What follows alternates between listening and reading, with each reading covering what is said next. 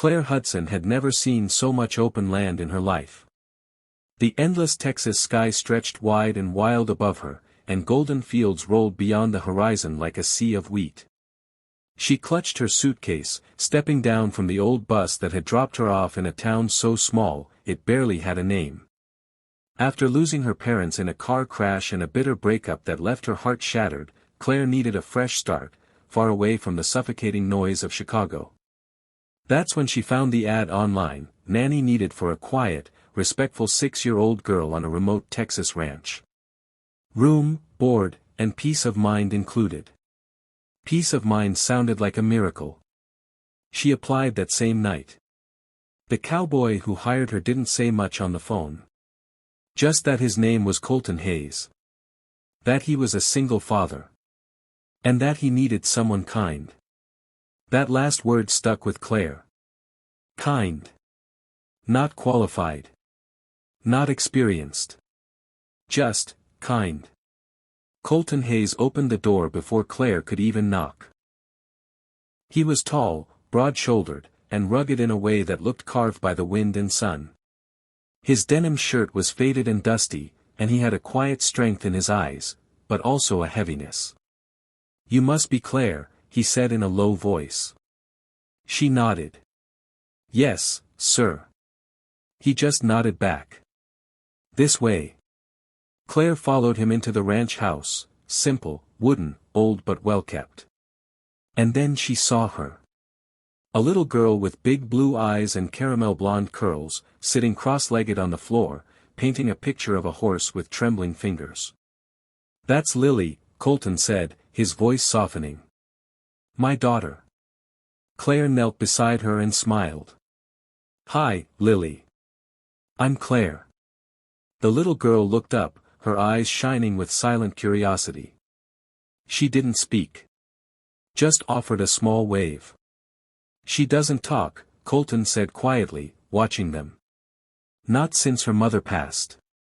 Claire's heart cracked. Days passed slowly. The ranch was beautiful but quiet, haunted, even. Colton worked long hours tending to the cattle, training horses, and fixing things around the land. He barely spoke, only offering short nods or one-word responses. At first, Claire thought he didn't like her. But then she realized, he was grieving. Deeply. Lily never spoke a word either. She clung to her sketchbook, drawing horses and butterflies and a woman with golden hair, her mother, Claire guessed. At night, Claire would tuck her in and tell her stories, and sometimes Lily would hold Claire's hand just a little tighter before falling asleep. Then, one night, after tucking Lily in, Claire came downstairs and found Colton sitting alone in the dark, staring at the old fireplace. "She used to talk," he said suddenly. "Laughed all the time. Then Maggie got sick. Fast. Doctors said cancer, stage 4. 2 months later, she was gone." Claire sat down beside him, her voice gentle. "I'm so sorry. She was everything.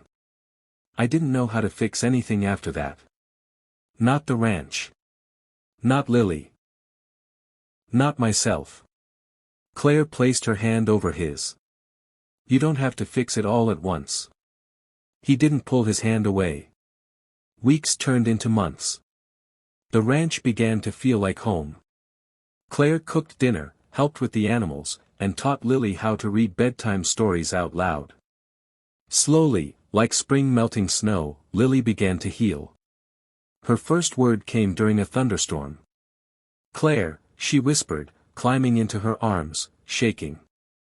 "I'm scared." Claire cried that night. Not just because Lily spoke, but because she trusted her. Because they were becoming a family. But one night, Claire couldn't sleep. The wind howled strange through the hills, and something pulled her to the barn.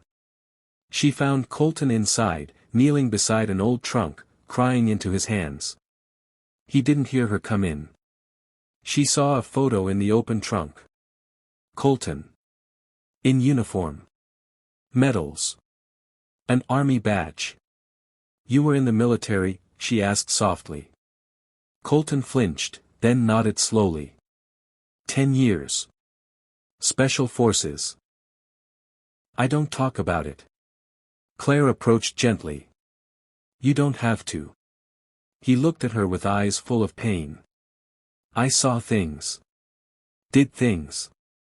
And when I came home, I thought I'd left the war behind. But it followed me. I never told Maggie everything. I thought I could protect her from that part of me.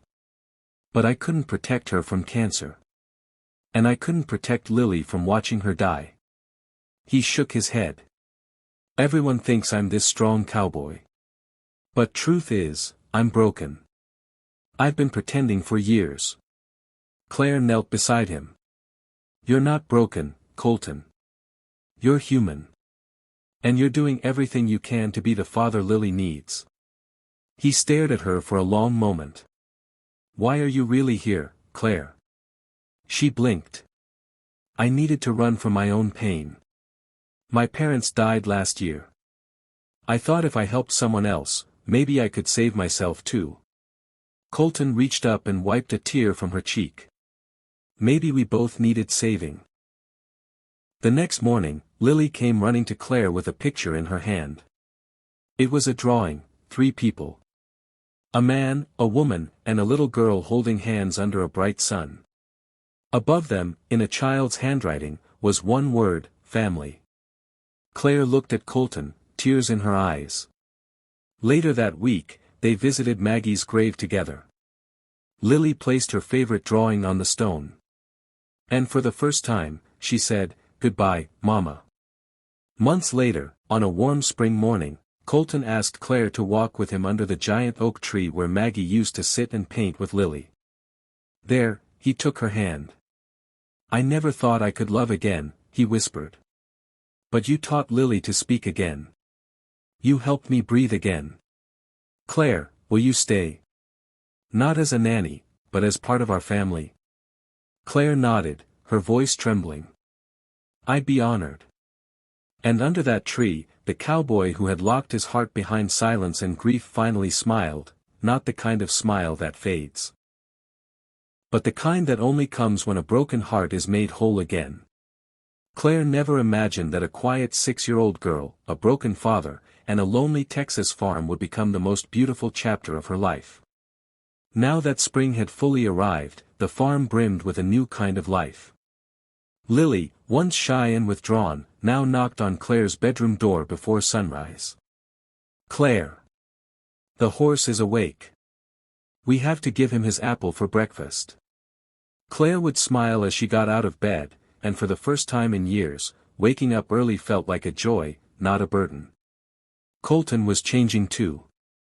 He came home from work a little earlier each evening, pushed Lily on the swing, and shared quiet cups of tea with Claire on the porch. His eyes still held sadness, but the emptiness that once surrounded him had begun to fade. Claire's presence had brought a warmth into his life that he thought he'd lost forever. One evening, just as the sun was melting into the horizon, Colton asked Claire to follow him to an old part of the farm she had never seen. I've never shown this place to anyone, he said quietly. It was a dusty, forgotten room. But as soon as Claire stepped inside, her breath caught in her throat. The walls were lined with paintings, of Colton, of Maggie, and of a much younger Lily.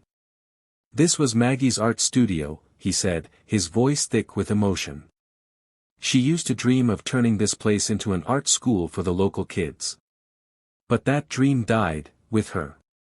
Claire stepped closer to one of the unfinished paintings, a tender portrait of a mother holding her child. Tears welled up in her eyes. No, she whispered. That dream didn't die. We're going to bring it back to life. At that moment, Colton looked at her, really looked at her, as if he was seeing her for the first time. You're really staying, aren't you? Claire gently took his hand. Not just staying. I want to build something new here. With you. With Lily. With this farm.